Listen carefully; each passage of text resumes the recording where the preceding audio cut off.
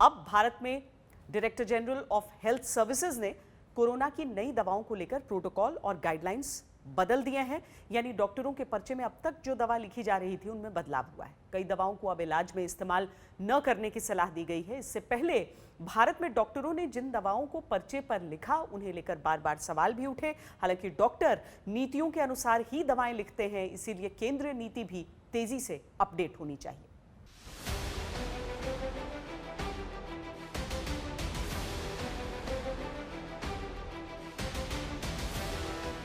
अगर कोई शख्स कोरोना संक्रमण का शिकार हुआ तो डॉक्टर के शब्द उसके लिए ब्रह्म वाक्य से कम नहीं होते। कोरोना से बुरी तरह डरा मरीज तुरंत ही पर्चे पर लिखी दवाओं का सेवन शुरू कर देता है। भारत में ज्यादातर मरीजों को इस बात की जानकारी ही नहीं होती कि दुनिया के कई देशों के एक्सपर्ट्स ने उनके पर्चे पर लिखी दवाओं को कोरोना के लिए बेअसर माना है और वो इलाज की गाइडलाइन से बाहर हो चुकी है। दुनिया के कई देशों ने कोरोना की दवा को वक्त के साथ बदला, पर भारत में ये बदलाव तेजी से अपडेट नहीं हुए।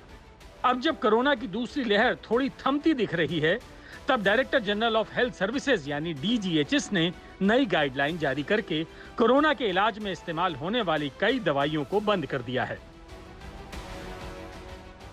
डीजीएचएस की नई गाइडलाइन के मुताबिक हाइड्रोक्सीक्लोरोक्विन, आइवरमेक्टिन, डॉक्सीसाइक्लिन, डेक्सामेथोसेन, जिंक और मल्टीविटामिन को पर्चे से आउट कर दिया गया है। जिन मरीजों में कोरोना के लक्षण नजर नहीं आते या हल्के लक्षण हैं, उन्हें किसी भी तरह की दवाई लेने की जरूरत नहीं है। वो पॉजिटिव सोच और अच्छे खान पान से ठीक हो जाएंगे।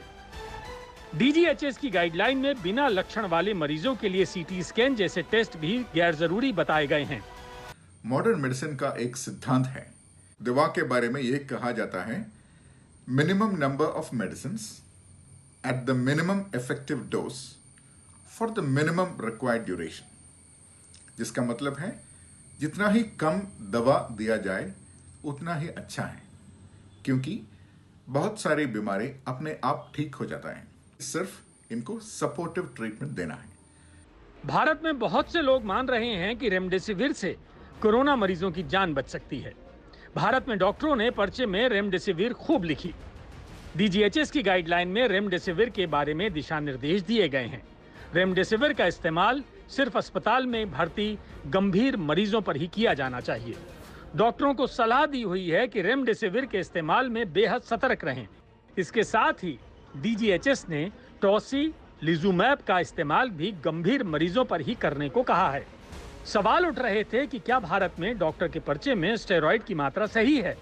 क्या कोरोना के इलाज के लिए भारत में मरीजों पर जरूरत से ज्यादा स्टेरॉइड का इस्तेमाल हुआ? इस पर भी डीजीएचएस ने नए दिशा निर्देश दिए हैं। स्वास्थ्य मंत्रालय ने कहा, स्टेरॉइड केवल अस्पताल में भर्ती मरीजों को ही दिया जाना चाहिए। स्टेरॉइड का उपयोग सही समय पर, सही खुराक में और सही अवधि तक देना बहुत जरूरी है। हर एक मेडिसिन को एक इफेक्ट होती है और उसके साथ साइड इफेक्ट भी होती है, और बहुत सारे दवा देने से साइड इफेक्ट होने का चांस बढ़ जाता है। इसलिए साइंटिफिक ट्रीटमेंट गाइडलाइंस में बहुत कम मेडिसिन देने का लिस्ट किया जाता है।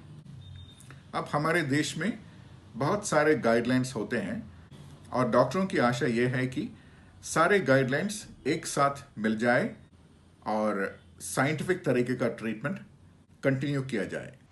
लेकिन डीजीएचएस की नई गाइडलाइंस और आईसीएमआर की गाइडलाइंस में अंतर भी देखा जा रहा है।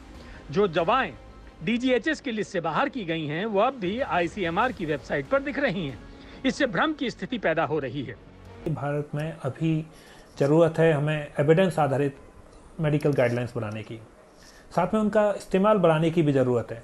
कुछ हद तक हम कह सकते हैं कि कोविड-19 के ट्रीटमेंट में जो हुआ उससे एक संभावना है कि देश में एंटी माइक्रोबियल के खिलाफ रेसिस्टेंस डेवलप हो जाए, जिससे अन्य बीमारियां पैदा हो सकती हैं। डीजीएचएस की वेबसाइट में 27 मई को ही ये सारे नए गाइडलाइंस डाल दिए गए थे।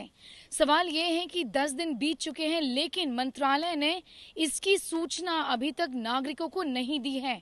Indian council of medical research के गाइडलाइंस भी अभी तक नहीं बदले गए हैं। ऐसे में कंफ्यूजन जारी रहता है।